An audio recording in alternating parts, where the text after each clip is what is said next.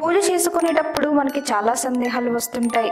మరి ఆ సందేహాలు ఏంటో ఇప్పుడు ఈ వీడియోలో తెలుసుకుందాం. మనం ఇంట్లో పూజ చేసుకునేటప్పుడు మనకి చాలా సందేహాలు వస్తుంటాయి. అందులో ముఖ్యమైనటువంటి సందేహం ఏమిటంటే పూజ చేసుకునేటటువంటి వాళ్ళు ప్రతిరోజు తలస్నానం చేయాలా అనే సందేహం వస్తుంటుంది. అయితే మగవారు మాత్రం రోజు తలస్నానం చేసి పూజ చెయ్యాలి. మరి ఆడవాళ్ళు వారానికి ఒకసారి తలస్నానం చేస్తే చాలు. ఎందుకంటే ఆడవారి పాపిట్లో గంగాదేవి ఉంటుంది. అందుకే ఆడవారు వారానికి ఒకసారి తలస్నానం చేస్తే చాలు. మనకి పూజలో వచ్చేటటువంటి రెండవ సందేహం ఏమిటంటే ఏ నూనెతో దీపారాధన చేయాలి. అయితే మనం 3 నూనెలతో దీపారాధన చేయాలి. ఆవు నెయ్యితో గాని, నల్ల నువ్వుల నూనెతో గాని, కొబ్బరి నూనెతో గాని దీపారాధన చేయాలి. మూడవ సందేహం ఏంటంటే దీపారాధన చేసేటప్పుడు అందులో ఒత్తులు 3 వేయాలి. ఒక ఒత్తుతో దీపారాధన చేయకూడదు. మరి నిత్య పూజలో మాత్రం 3 ఒత్తులతో దీపారాధన చేయాలి. అయితే దీపము అగ్గిపుల్లతో గాని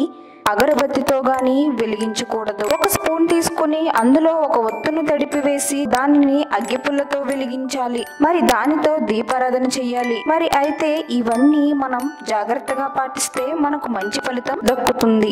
ఈ వీడియో కానీ మీకు నచ్చినట్లయితే లైక్ చేయండి, షేర్ చేయండి. మరిన్ని అప్డేట్స్ కోసం మా ఛానల్ ని సబ్స్క్రైబ్ చేయండి.